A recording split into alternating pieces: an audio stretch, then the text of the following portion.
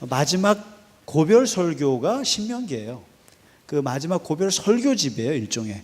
근데 거기에서 12장부터 26장에 걸쳐서 있는 이거를 법전이라고 하는데 신명기 법전이라고 얘기를 합니다. 그래서 이 세 가지의 법전이 모세 오경 속에 담겨 있어요. 그러니까 역사 속에 담겨 있는데, 오늘 그 첫 번째 그 율법이라고 하는 이 법전이라는 것이 계약 법전. 그러니까 하나님과 이제 이스라엘이, 하나님은 우리의 그 주인이시고 우리는 하나님의 백성이라고 하는 이 관계를, 이제 그 계약 관계가 이루어지면서, 이게 시내산에서, 드디어 시내산에서 우리가 이제 출애굽해가지고 3개월 동안, 지지난주에 기억나시는지 모르겠어요. 홍해를 지나서 그 다음에 쭉 내려오죠.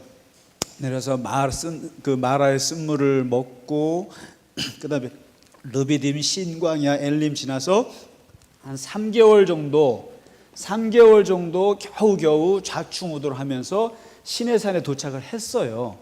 해가지고 여기서 한 11개월 정도를 머물게 됩니다. 1년 정도를 시내산에서 머무는데, 여기서 무슨 일이 벌어지냐면은 율법을 전수받습니다. 율법 전수를 받아요.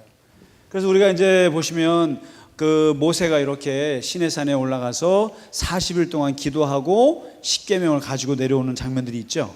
그랬다가 또 뭐 금송아지 사건이 나가지고 또 그걸 깨부뜨리고 또 올라갔다가 또 40일 있다가 다시 내려오고, 이런 이제 우여곡절들이 있는데, 여기서 이제 오늘 20장에 처음으로 하나님께 전수받은 것이 뭐냐면, 이게 이제 십계명이에요. 십계명이 먼저 앞에 있고요. 그 다음에 계약 법전이라는 것이 따라옵니다. 이렇게 따라와요. 그게 마치 그 배를 이끄는 예인선이 앞에서 쭉 끌고 가면 그 뒤에 큰 배가 예인선의 줄에 따라서 가듯이, 이 예인선이 뭐냐면은 십계명 같은 거예요. 이 십계명이 먼저 앞에 딱 끌고 나와요. 끌고 나오고, 그 다음에 뒤에 이제 자잘한 율법 조항들이 나오는데, 오늘 보실 이 십계명을 보실래요? 십계명을 보시면, 이 십계명은요, 십계명하고 그 뒤에 나오는 율법 전서 같은 법적인 조항하고는 조금 달라요. 이 십계명은요, 뭐 예를 들면 그 우리가 어떻게 살아야 될지에 대한 그냥 가치에 대해서만 다루고 있어요.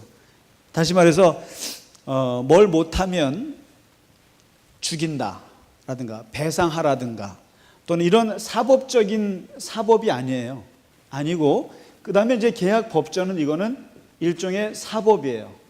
사법제도. 그러니까 구체적이죠. 이것을 이렇게 했을 때는 이렇게 하고, 저렇게 했을 때는 저렇게 하고, 우리가 소위 말해서 법대 가서 공부하는 그런 거죠. 그런데 이제 이 십계명은 마치 윤리책에 나오는 이렇게 살아라, 이런 계명인 거예요. 그러니까 이렇게 하지 않는다고 해서 무슨 처벌을 한다, 이런 건 없어요. 그래서 이제 십계명이 나오는데요. 십계명이 참 재밌어요.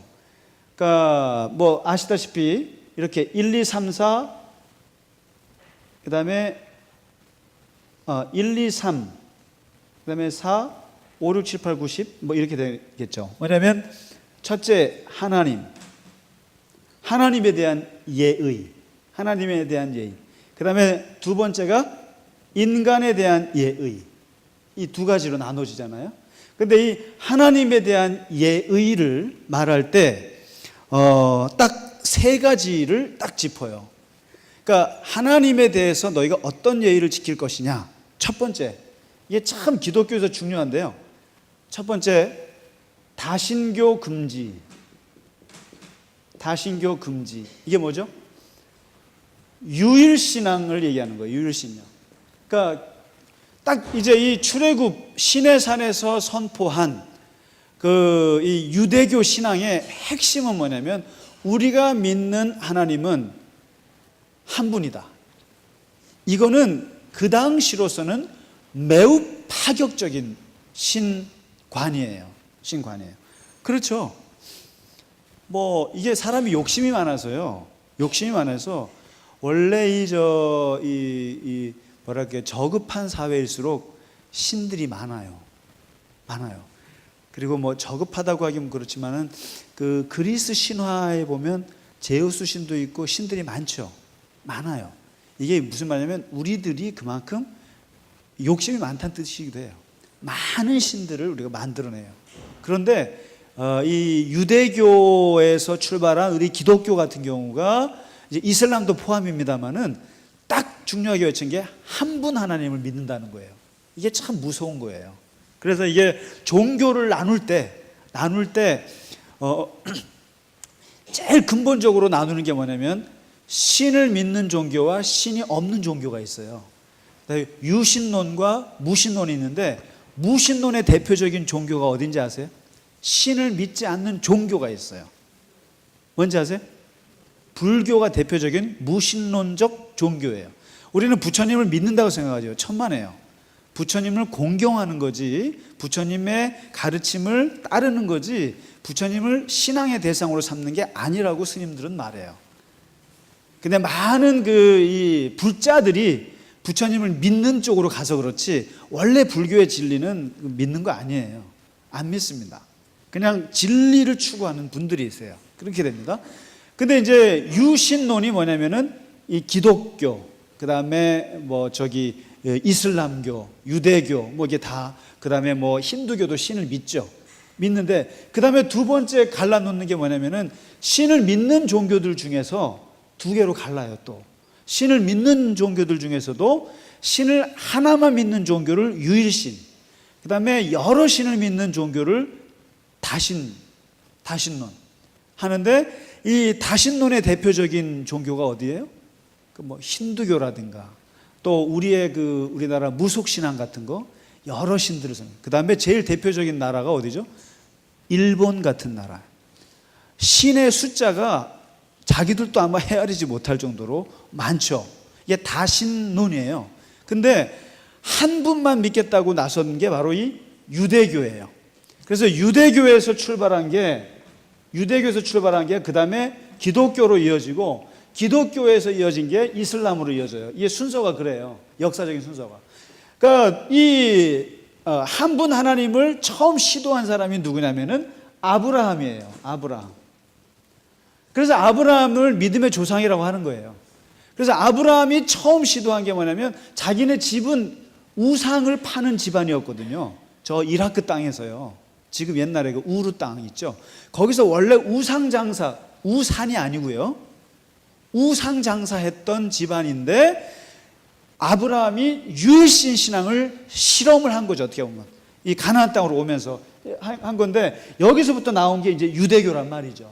그러니까 한 분. 그래서 이게 이제 바로 이 출애굽 모세 때 와서 이제 민족이 형성돼서 이제 딱 출발하면서부터 모세가 출애굽기 3장에서 하나님께 묻잖아요. 하나님은 누구십니까? 이렇게. 하나님은 누구십니까? 물었을 때 하나님이 나는 스스로 있는 자다. 이렇게. 여호와라고 얘기했어요. 여호와. 나는 나다 이거죠. 나는 나다. 그러니까 나는 나니까 나 외에 다른 신을 말하지 마라. 이렇게 합니다. 그리고 그래서 이제 첫 번째 그 10계명의 가장 중요한 하나님에 대한 예의 중에 제일 중요한 것은 하나님 외에는 다른 신에 대해서 눈도 주지 마라. 이게. 그래서 오직 하나님은 한 분이다. 이게. 그러니까 이거 하나님하고 이렇게 비교하거나 하나님하고 우상숭 이게 절대 없는 거죠. 그러니까 오직 우리가 믿는 하나님은 한 분이다. 이게 이제 굉장히 의미 있는 발언이에요. 이게 한 분만 믿는다는 거. 첫 번째가. 그 다음에 두 번째 십계명의 하나님에 대한 예의가 뭐냐면 이거죠. 우상 숭배 금지예요. 우상 숭배 금지. 그러니까 1번하고 2번이 같은 내용이에요. 그러니까 사실 한 분이기 때문에 우상을 다른 신은 허용할 수 없는 거예요. 우상.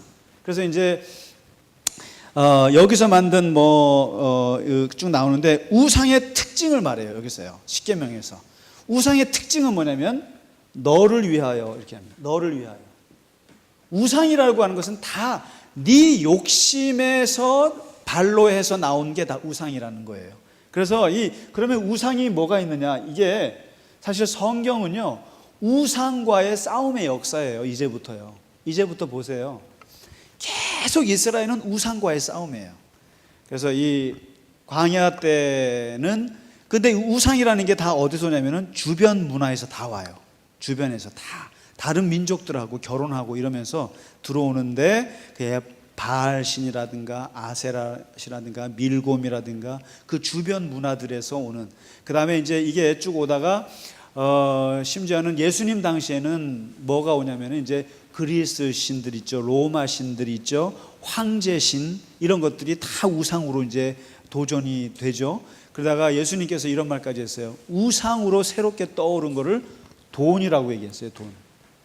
예수님이 그 하나님의 자리에까지 올라간 걸 돈이라고, 맘모니즘. 근데 사실 이제 이 역사는 계속돼서 오늘날의 우리들의 우상들도 사실 뭐죠?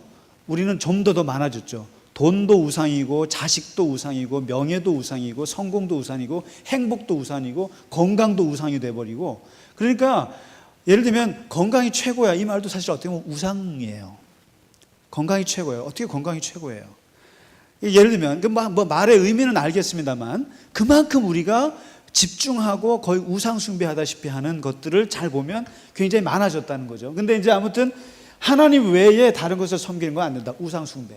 이게요, 참 기독교에 저는 참 멋있는 매력이라고 생각해요. 왜냐하면요, 하나님만 섬겨야 다른 것에 매이지 않을 수가 있어요. 이게 참 아이러니예요. 왜냐하면 하나님을 섬기지를 않고, 예를 들면 돈 걱정, 자식 걱정, 건강 걱정, 무슨 뭐 성공 걱정, 이런 거가 우상이 되면은 이 피조물에다 무릎을 꿇는 건데, 하나님만 섬기게 하면 다른 것들은, 피조물은 섬기지 않게 되기 때문에 이 우상 숭배 금지는 아주 중요한 거죠. 그 다음에 세 번째 하나님에 대한 예의 중에 이거를 빠뜨리지 않았어요. 뭐냐면 하나님의 이름 가지고 장난치지 마라. 하나님의 이름 가지고. 그래서 그 하나님의 이름을 망령되이 일컫지 말라, 이런 얘기했어요. 이 말의 의미가 참 커요. 왜냐하면 하나님의 이름을 함부로 부르면 안 돼요. 그래서 이스라엘 사람들은 하나님을 이름을 함부로 부르지 못하고 어떻게 하냐면 아도나이 이렇게 표현합니다. 대명사를 써서 나의 주여, 뭐 이렇게 주여 이렇게 부릅니다. 주님이라고 부르죠. 그러니까 대명사라든가 다른 걸로 써요. 엘로힘 뭐 이렇게 전능. 그러니까 그 하나님의 이름을 함부로 부르죠. 그래서 이제 이스라엘 사람들이 이 사관들이요, 성경을 쓸 때 여호와 이름이 나올 때쯤 되면은 그 앞에서 쓰기 전에 가서 목욕하고 와서 이걸 썼어요. 함부로 하나님의 이름을 부르면 안 돼요. 여호와의 이름을 함부로 부르면 안 돼요. 그러니까 그래서 이스라엘 사람들이 그 여호와 이름을 함부로, 예를 들면 이제 제가 제 아버지를 이름을 함부로 부르면 안 되잖아요. 그러니까 대신 부르는 방법이 뭐죠? 아버지라는 말을 쓰는 거죠. 그렇잖아요. 그런 것처럼 아도나이, 나의 주인이시여, 이렇게 부르는 거예요, 그냥 이스라엘 사람들이. 근데 이 하나님의 이름을 함부로 부르지 말라는 말에는 또 이런 의미가 있어요. 하나님의 이름을 가지고요, 함부로 자기 자신을 합리화하지 말라는 뜻도 있어요. 그러니까 이제 이런 거 있죠. 야, 그거 하나님의 뜻이야, 이런 말 함부로 하지 말라는 거죠. 무슨 일이 있으면 해석을 해줄 때 그거 하나님 이름 끼어들어갖고 하지 마라, 이거죠. 그런 경우가 많잖아요. 야, 그거 하나님이 하신 거야, 그런 말 함부로 하지 말라는 거예요. 그래서 솔직히 말씀드리면 신앙이 깊으면 깊을수록 하나님 말을 잘 안 하게 되어 있어요. 그러니까 하나님에 대한 예의가 바르면 바를수록 이렇게 하나님 얘기를 내 입에서 함부로 하지 않게 되어 있습니다. 근데 꼭 보면 영적으로 건방진 사람들이 하나님 말을 많이 해요. 사실 목사들도 그런 우려, 그런 거에 빠지기 쉽습니다.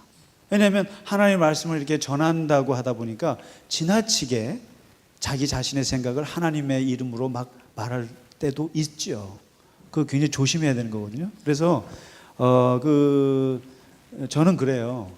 신앙인들 만났을 때 그 하나님의 일을 많이 얘기하는 사람들은 잘 안 믿어요, 제가. 하나님 말을 많이 하는 사람들이 있어서 잘 안 믿어요. 그거는 뭔가 이상해요. 그래서 이게 제 3계명이에요.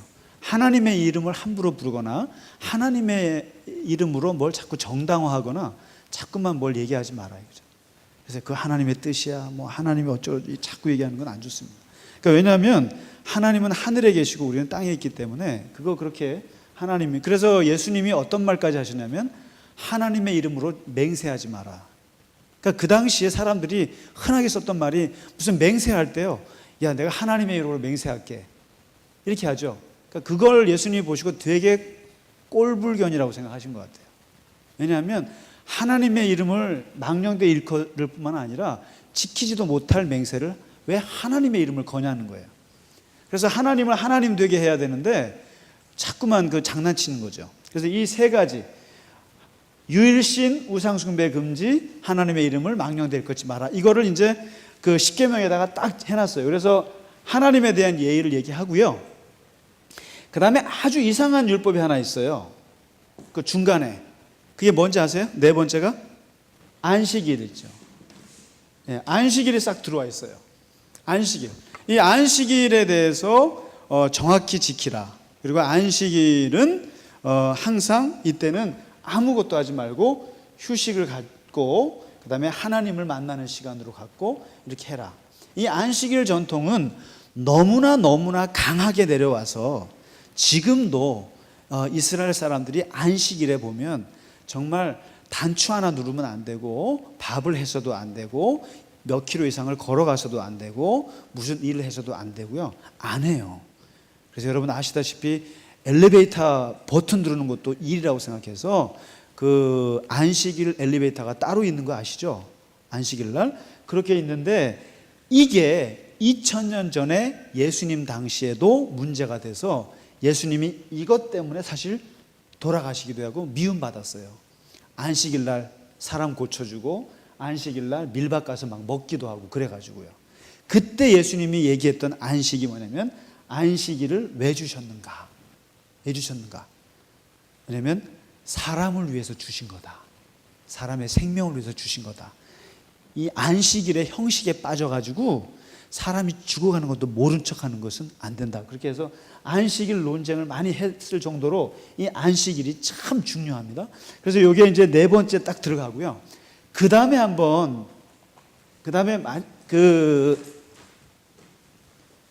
이제 요까지 나오고요. 인간에 대한 예의가 5가지인가요? 쭉 나오는데요.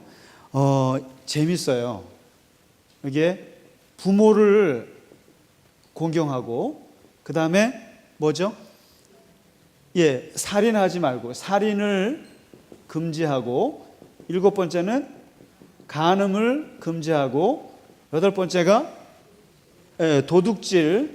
도둑질을 금지하고, 9번째가 거짓말 금지하고, 10번째가 내 이웃의 여자나 재물을 탐심을 금지합니다. 이렇게 나와요. 그러니까 지금 하나, 둘, 셋, 넷, 다섯, 6가지가 인간에 대한 예의를 얘기해 주고 있거든요. 그런데 여기서 이 5가지는요, 이 5가지는 다 부정명령이에요. 부정명령이에요. 하지 마라, 하지 마라, 하지 마라, 하지 마라, 하지 마라. 그 다음에 이 5번째, 이게 재밌어요. 부모 공경. 부모 공경에는 말이 많아요. 부모 공경. 뭐냐면 이건 부모 공경은 긍정 명령인데요. 긍정 명령인데 부모 공경을 해라. 그러면 뭐가 나와요? 오래 살 것이다. 장수할 것이다. 이렇게. 그러니까 그래서 이 사도 바울이 10계명을 분석을 한 게 있어요. 분석하면서 거기서 뭘 꺼냈냐면은 이 부모 공경, 에베소서에 보면 에베소서에 자식들한테 부모 잘해라. 그리고 부모들한테는 자식들을 너무 노하게 하지 마라. 이런 얘기를 하면서 자식들한테 그래요. 부모를 공경해라. 그러면 약속 있는 첫 계명이다, 이게. 보세요. 이 지금 10계명 중에 10가지 계명 중에 약속이 있는 계명은 하나도 없어요. 근데 유일하게 약속을 달아주는 게 있는데 바로 이거예요. 부모 공경이에요. 다시 말해서 보상이 따른다는 거예요. 예를 들면 살인하지 말라고 뭐 보상이 따르거나 없죠. 그죠? 근데 부모 공경에 대해서는 장수한다는 거죠. 오래 산다는 거죠. 장수. 오래 살려면 부모님 잘해야 되는데 저는 오래 살 것 같지가 않습니다. 부모님한테 하는 거 보면 이게 아주 유일하게 약속이 있는 계명이 부모 공경이에요. 오늘 사실 어버이주 같은 때 좋은 설교죠. 이게 오래 살고 싶으면 부모님한테 잘해, 이거죠. 근데 나머지 이 5개의 거는 다 금지거든요. 우리가 살인 금지, 간음 금지, 도둑 금지, 거짓말 금지. 그런데 이 재밌는 게 10번째예요. 10번째는 이 살인은 행위죠. 간음도 행위고 도둑질도 행위고 거짓말도 행위인데 유일하게 내면의 것들을 금지시킨 게 하나 있어요. 그게 바로 내면의 탐욕이에요. 탐욕 금지예요. 탐욕 금지.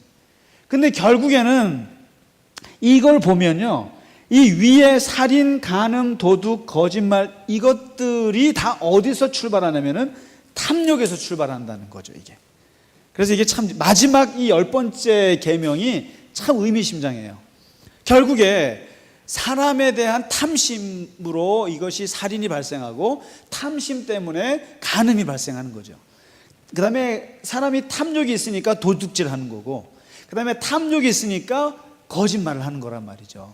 그러니까 그 내면의 금지 조항으로 이 탐욕을 얘기하는데 이게 결국에는 6, 7, 8, 9를 다 아우르는 계명이 돼요.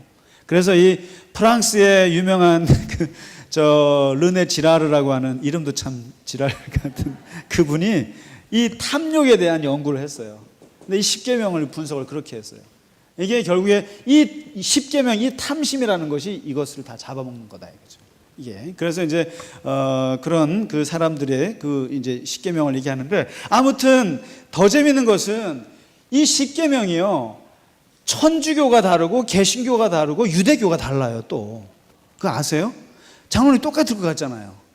근데 천주교에서 이 10가지 중에 하나를 슬쩍 뺐어요. 뭘 뺐을까요? 혹시 상상해 보시면 10가지 중에 한 가지가 빠집니다. 혹시 뭔지 아세요?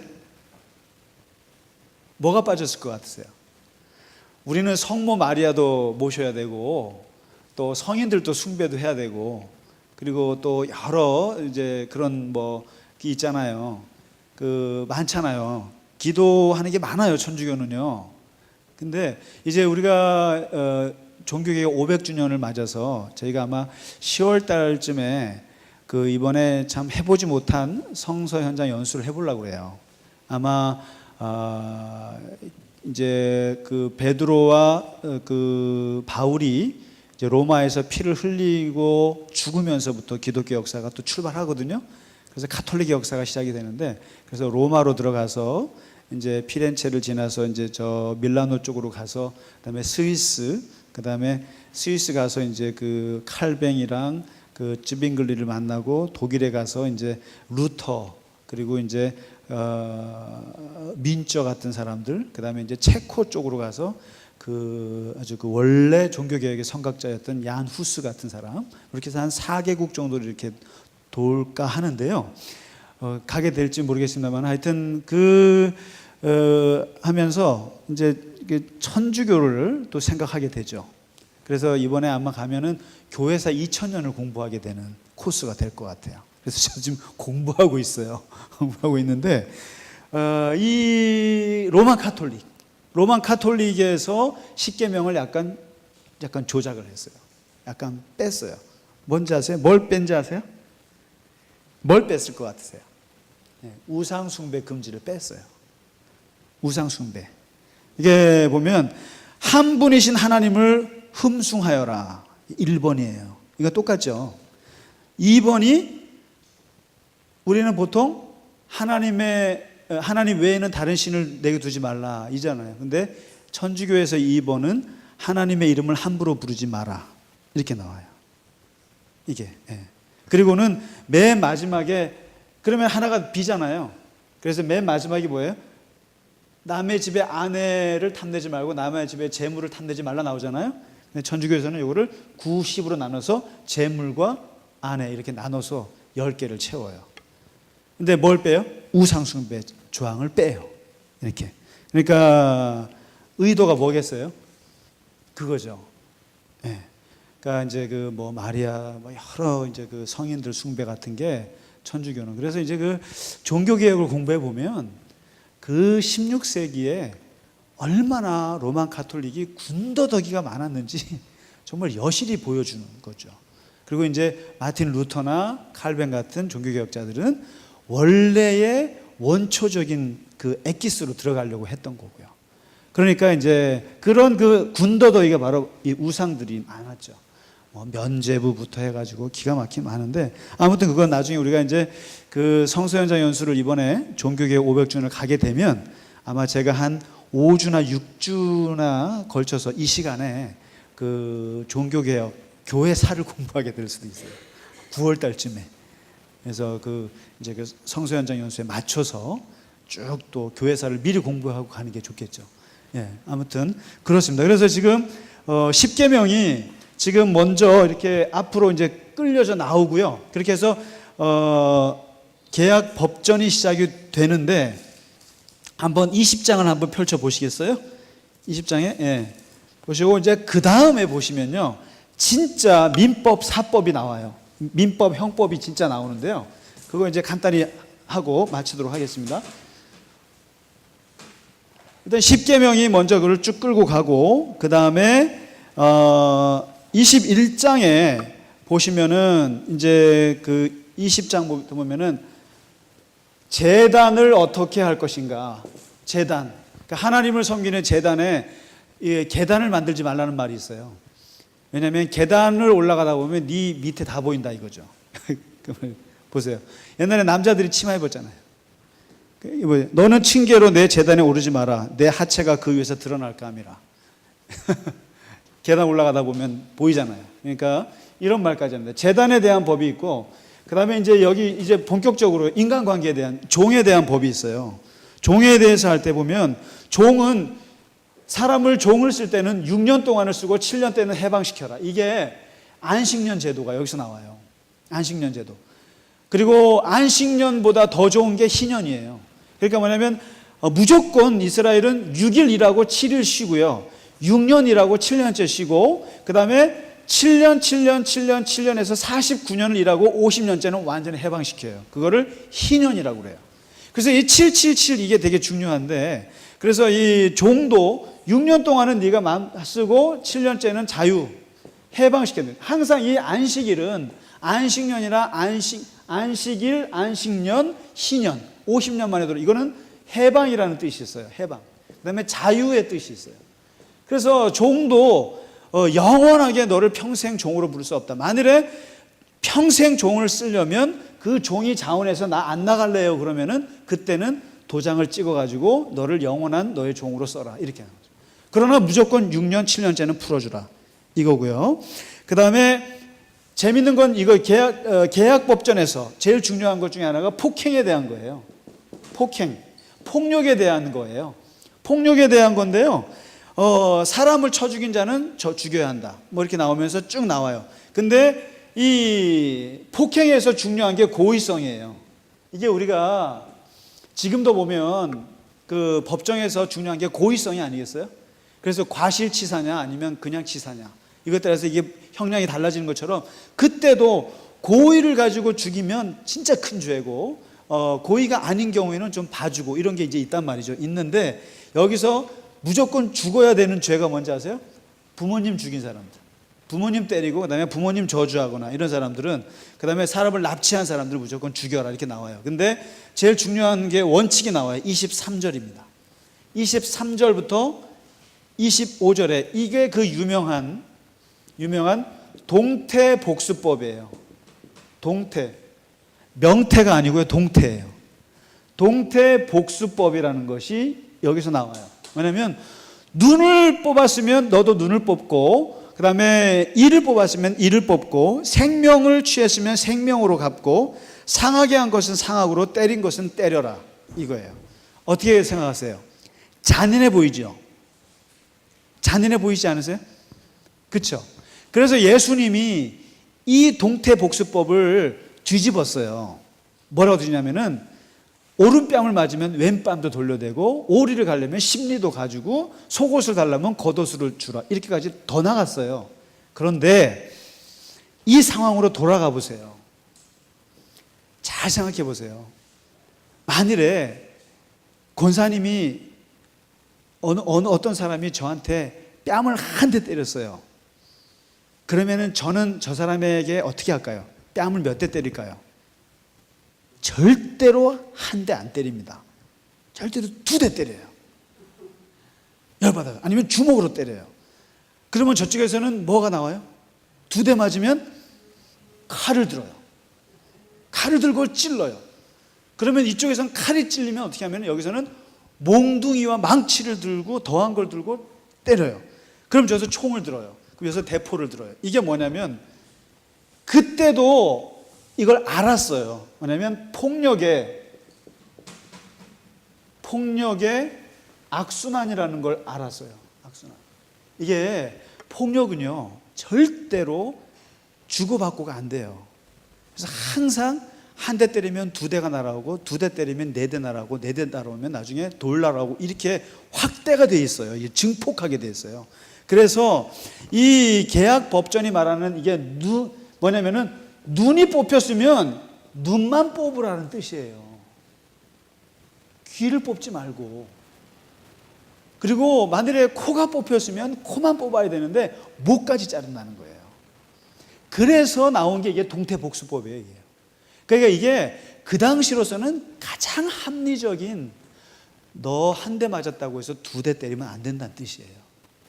이게 예수님은 이것도 너무 부족해가지고 앞으로 더 나가셨지만 실제로 이것만 지켜줘도요 그 사회가 살만한 사회인 거예요. 그런데 사람이라는 게 절대로 한 대 때리면 절대로 한 대 안 때린다는 거예요. 꼭 2대, 3대 때리지. 그리고 여기서 더 때리고. 그래서 결국에는 살인까지 가게 되는 거길 알았기 때문에 제발 한 대 맞았으면 한 대만 때려라. 이게 동태복수법이에요. 그러니까 마치 우리가 눈에는 눈, 이에는 이 하니까 되게 잔인하게 생각하잖아요. 근데 인간은 그보다 더 잔인하다는 걸 알고 있었던 거예요. 그렇기 때문에 한 대 맞았으면 한 대만 때려야 된다. 그러면은 좋죠. 그러니까 이게 바로 이 계약 법전에서 말하는 동태복수법이고요. 폭행에 대한 거. 그래서 이 동태복수법에 대해서 눈에는 눈, 이에는 이를 일단 잔인하게만 볼 법이 아니라는 거. 그건 좀 이해해 주시면 좋겠고, 그 다음에 중요한 것 중에 하나는 그 상해를 당했을 때, 네 번째 이 상해 있잖아요. 그러니까 이때부터는 이제 뭐냐면은 이게 농경 사회예요. 지금 농경 사회에서 소유물이 생긴 것을 전제하고 지금 법이 나온 건데, 주로 예를 들면 소가 사람을 쳐서 죽이거나, 그 다음에 뭐 이럴 때도 재밌어요. 그냥 소가 그리고 이제 받는 버릇이 있고 뭐 그렇다 그러면은 소도 죽이고 임자도 죽이고 뭐 이런 게 막 나와요. 세부적인 게 나오는데, 중요한 것은 22장에 보시면 모든 상해를 당하거나 또 사람들이 그럴 때 이 눈에는 눈, 이에는 이것도 좋지만 궁극적으로 이 모세 율법에서 말하는 그 상해에 대한 해결책으로 내세운 게 뭐냐면 바로 배상이에요. 배상. 웬만하면 배상해서 갚으라는 거죠. 배상해서. 그러니까 눈이 뽑히면 가서 눈 뽑지 말고 웬만하면 물질적인 걸로 다른 걸로 배상을 하는데 원칙에 나와요. 22장에 도둑질을 했을 때 보통 몇 배요? 4배, 5배. 그래서 그 옛날에 삭개오가 내가 누구에게 토색한 게 있으면 몇 배로 갚겠다 그랬습니까? 4배로 갚겠다. 이게 이 모세 율법이에요. 이게. 그러니까 이게 배상하는 거죠. 배상. 그리고 이제 뭐 만일에 일단은 제일 배상할 때 좋은 건 돈이고요. 그 다음에 돈이 없으면 뭘 팔아요? 몸을 팔아서라도 배상을 해야 된다. 그래서 어떤 건 갑절로 배상하고 어떤 걸 4배로 하고 어떤 거는 뭐 5마리로 갚고 4마리로 갚고 이렇게 그렇게 해서 이 웬만한 상해를 받은 것들은 배상해서 풀 것을 얘기해줘. 이게 제일 합리적이에요, 사실상. 이게 사실상. 그래서 좋죠. 그러니까 이제 우리가 이제 사형제를 안 하는 이유 중에 하나가 그냥 사람을 죽였다고 해서 사람을 죽이는 게 좋겠냐는 거죠. 그냥 그 사람을 감옥에서 몸으로 배상을 하게 하는 거죠. 그렇게 할 수밖에 없는 거죠. 그렇게 그 사람을 죽였다고 해서 그 사람을 또 죽이는 건 그건 또 누가 우리에게 그 사람을 죽일 권한을 줬냐는 거죠. 그러니까 그럴 수가 없으니까 이제 사형을 우리가 기피하는 건데 아무튼 이렇게 되고요. 그 다음에 이제 제일 마지막으로 그 중요한 것은 이 계약법전에서 출애굽기에 나오는 계약법전에서 이게 이제 제일 중요한 건데요. 어쨌든 간에 여러 가지가 있지만 그 제일 중요하게 강조한 것은 약자 보호법입니다. 이게 이 계약법전 약자 보호법이에요. 근데 이 약자 보호법이 참 눈물 납니다. 이게 뭐냐면 22장 21절 22절 23절 24절 이게 참 눈물 나는 거예요. 뭐냐면 이방 나그네를 압제하지 마라. 나그네. 그 다음에 과부, 고아를 괴롭게 하지 말라. 이 세 단어, 이게 이스라엘의 성경의 사회적 약자를 가리키는 대표적인 상징이에요. 뭐예요? 나그네. 둘째가 과부. 셋째가 고아입니다. 이 세 단어는 약자를 대표하는 말이에요. 근데 이스라엘의 이 계약법죠. 광야에서 나온 지 얼마 안 된 시내산에서 준 이게 뭐냐면은 나그네 압제하지 말고, 그러니까 나그네가 이삭을 주워 먹겠다 그러면은 그거 이삭 다 파지 말라고 얘기해요. 이삭을 남겨두라, 나그네를 위해서. 그 다음에 이 과부가 달라 그러면 줘라, 고아가 달라 그러면 줘라. 왜냐하면 너희도 한때 나그네였으니까. 이거 참 이게 눈물 나는 얘기죠.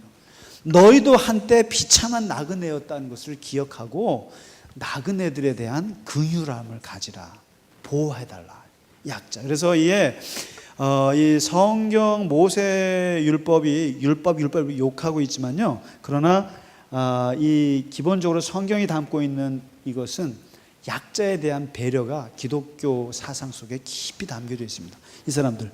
그리고요, 뭐라고 하냐면은 이 사람들이 부르짖으면, 나그네나 과부나 고아가 만일에 부르짖으면 내가 필히 들을 것이다.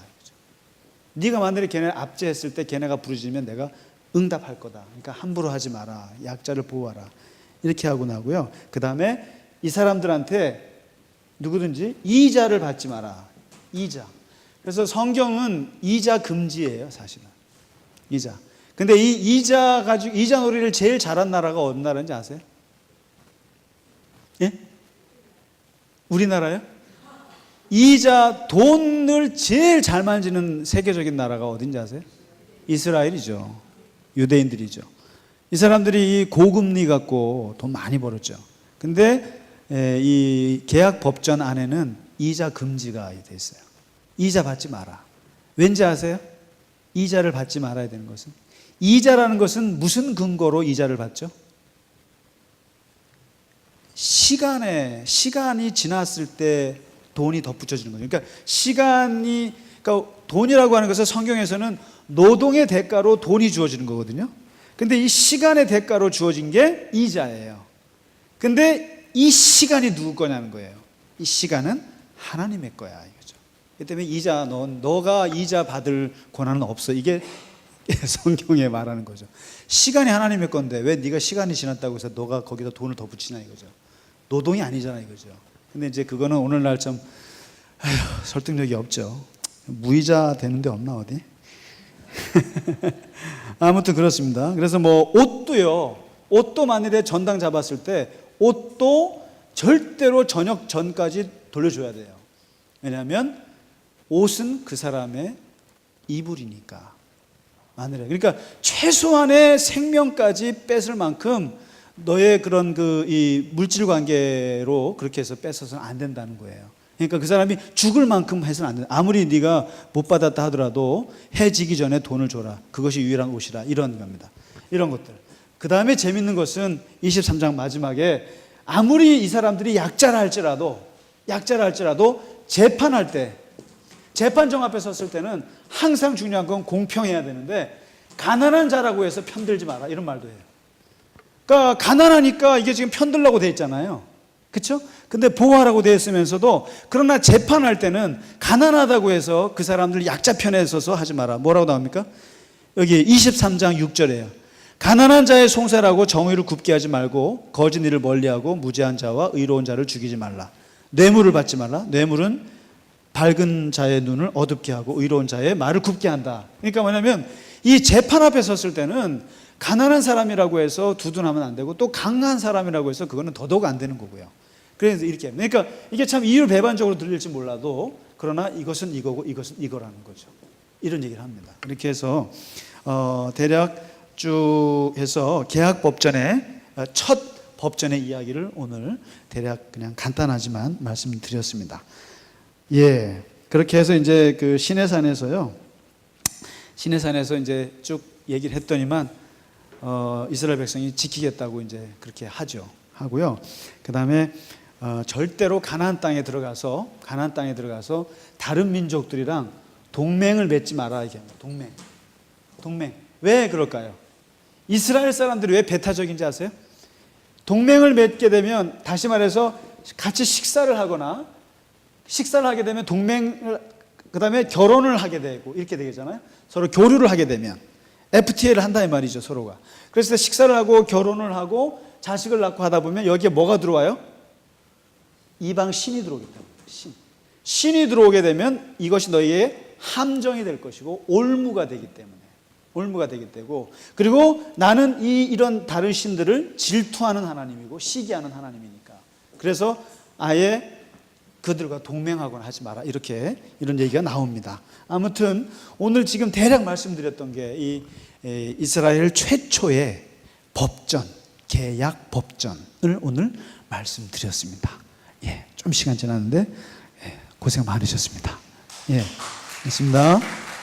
예, 이제 또 한 3주 지나고 나서 이제 그 뒤에 부분은 계속 재미없는 거예요. 그래서 재미없는 거지만 이제 성막에 대한 성막에 대한 것도 한번 공부하실 필요가 있는데 이 성막이 갖고 있는 하나하나 의미가 있어요.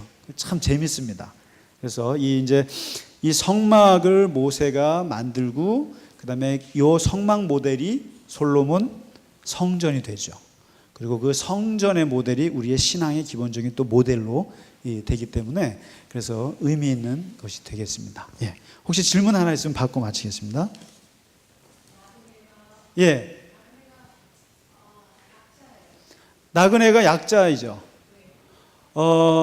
적어도 이제 여기서 말하는 나그네는 유목민 있잖아요. 유목민, 뭐 오늘날 뭐 베두인 같은. 그러니까 이제 그 이스라엘 애굽에 있을 때 이제 400년 동안 노예 생활하면서 그 이름을 히브리라 그러거든요. 핫비루라 그랬어요. 그래서 원래 이스라엘 사람들을 가리키는 말이 히브리, 그 다음에 유대인, 그 다음에 이스라엘 이렇게 있잖아요. 근데 그 히브리라는 말이 원래 아주 그 고약한 유목민들, 천한 유목민들, 그리고 그 이집트 제국을 겉돌면서 막 이렇게 사람도 죽이고 또 얻어먹고 막 이러면서 했던 그런 히브리 핫비루, 천한 유목민을 일컫는 말이 히브리거든요. 히브리인데 일단은 뭐 나그네죠. 집시 같은, 난민 같은, 그러니까 결코 정함이 어디 가서 정처 없이 그냥 여기저기 떠돌면서 자리 못 잡는 그런 사람들, 나그네죠. 예. 예.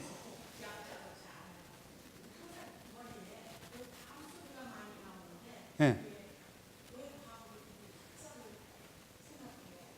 이거는요, 그 당시에 과부는 진짜 약자. 왜냐면 가부장, 남자가 없다는 거, 가중에 남자가 없다는 거, 이 여성만이 있다는 거, 그건 뭐 우리나라도 옛날에는 지금은 과부가 약자라 그러면 뭐라고 웃죠. 지금은 진짜 우먼 파워의 상징인데. 그렇죠.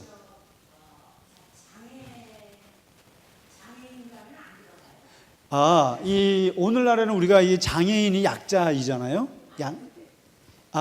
그 당시에는요, 장애인은요, 사실 장애인은 예배에 들어올 수 없었어요. 사람 취급을 안 했어요.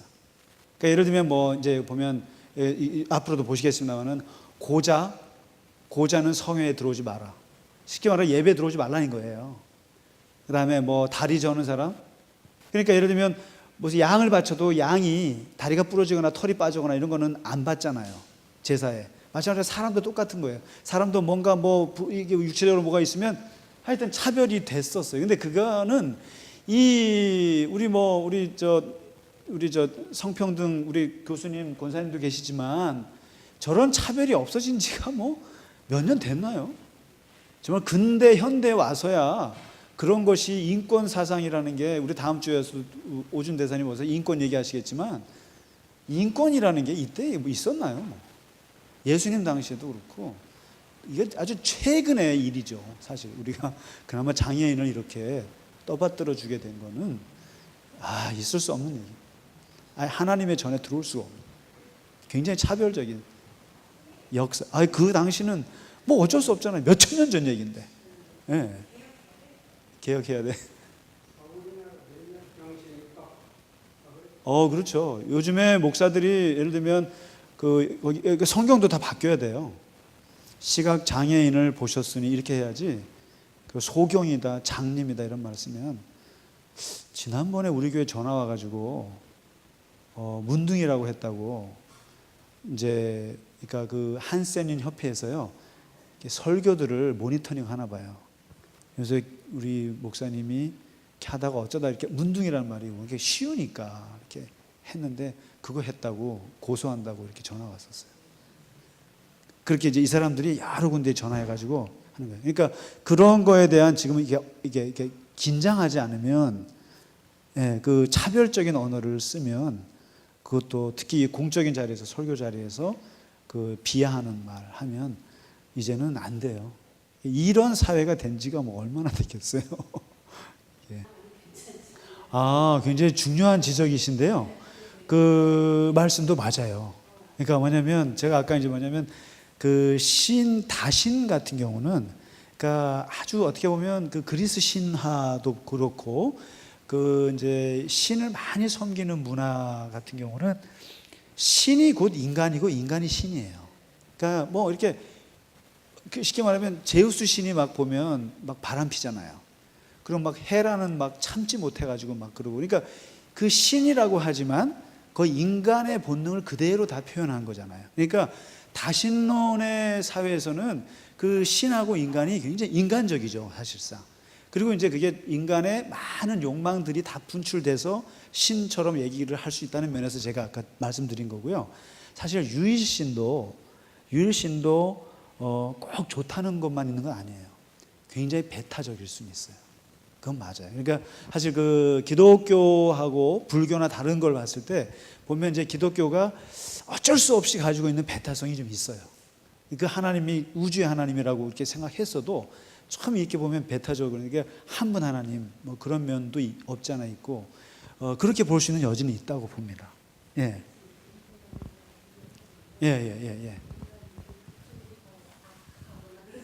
그건 아니에요. 다신론이라고 해서 악하고 그런 건 아니에요. 그거는 아니고, 뭐 이렇게 딱 분석하기는 그렇지만 동남아시아 힌두교라든가 이런 그 불교 문화권이라든가 이렇게 일본 그런 다신 문화에서의 사람들하고 중동의 유일신 문화 이렇게 했을 때, 그럼 전쟁을 어디서 더 많이 하느냐, 더 했을 때는 유일신 쪽에 또 있는 것 같이 보이는데, 그건 뭐 사람 보기 나름이긴 하지만 실제로는 좀 그런 면이 있었죠. 뭐 중동 같은 경우는 아주 뭐 지금도 유대교하고 이슬람하고 원수 아닙니까? 같은 그 하나님을 믿는데도 보면은 참 무섭고, 오히려 다시는 좀 그런 면은 있죠. 그렇게 볼 수는 있을 것 같아요.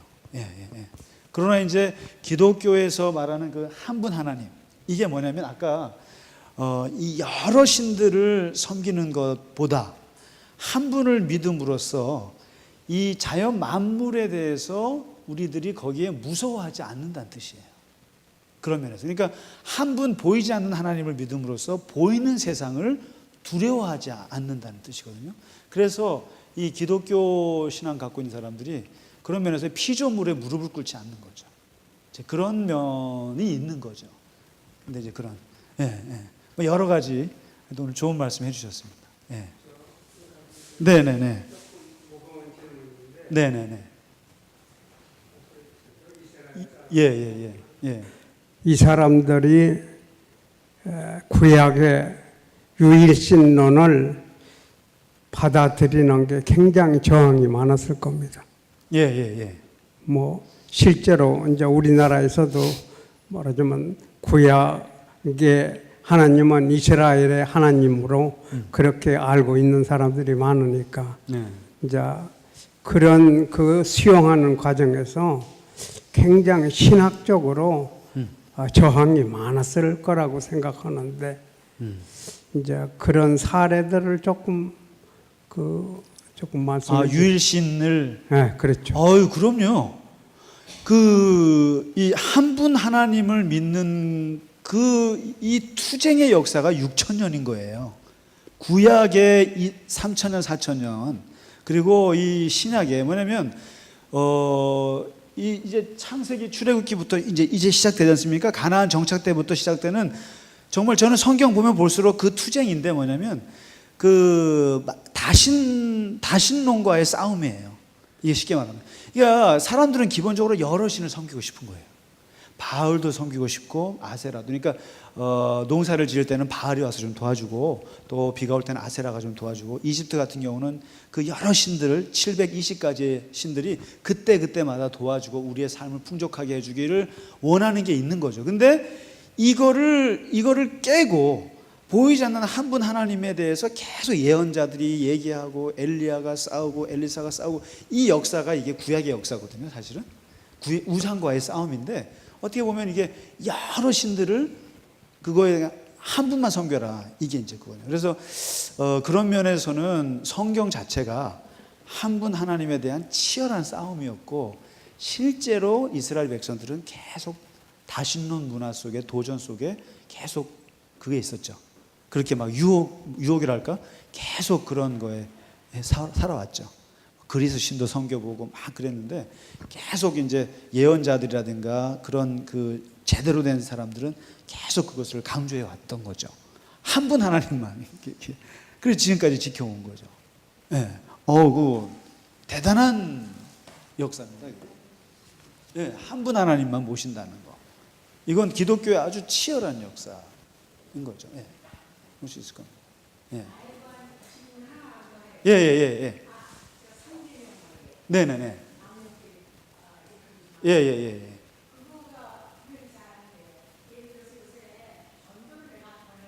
네.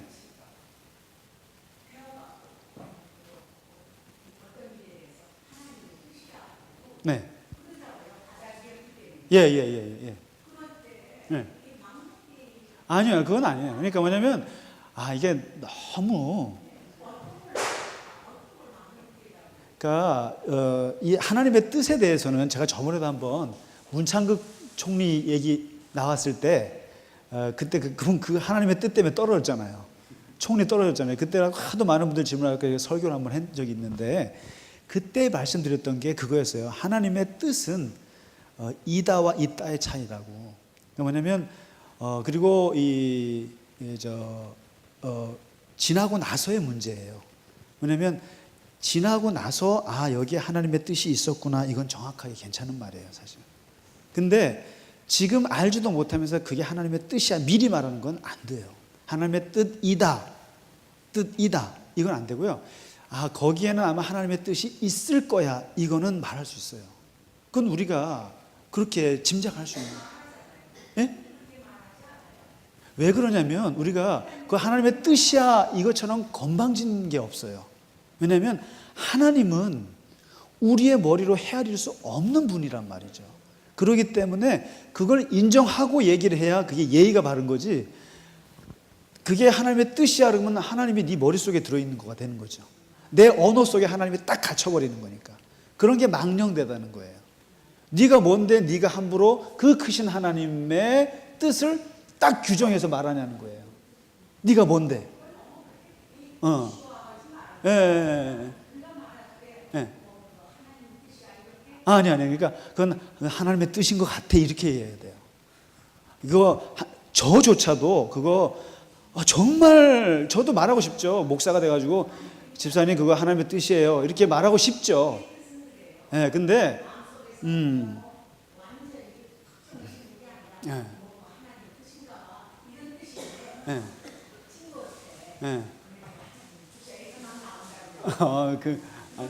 예. 그러니까 뭐라고 안 하시겠죠. 근데 너 참 예의가 없다. 네가 나냐 이거지. 너가 하나님이냐 이렇게. 그러니까 하나님에 대해서는 조심해야 된다는 거죠.